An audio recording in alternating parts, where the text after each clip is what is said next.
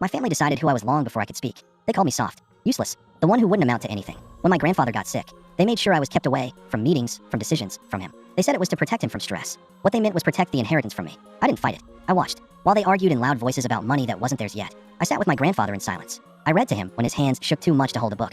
I listened when he spoke slowly, choosing words like they mattered. On the day the will was read, the room was full. Smug faces, practiced sympathy. They barely looked at me when I walked in late and sat in the corner. The lawyer began with the predictable things: donations, old properties, personal items. My family nodded along, already dividing the rest in their heads. Then the lawyer paused. "There is an additional letter," he said, "to be read last." My grandfather's words filled the room. He spoke about noise, about how people who talk the most often listen the least, about how he had spent years watching his own children turn love into entitlement. Then he said my name. He explained that while they were planning, I was present. While they demanded, I gave time. While they counted money, I counted moments. The room changed. The estate, the business, the land, the accounts had already been transferred months earlier. To me, quietly, legally, completely. Uncle Victor stood up shouting. Aunt Lorraine cried foul. But there was nothing left to argue over. The lawyer closed the folder. The decision had been made long before that day.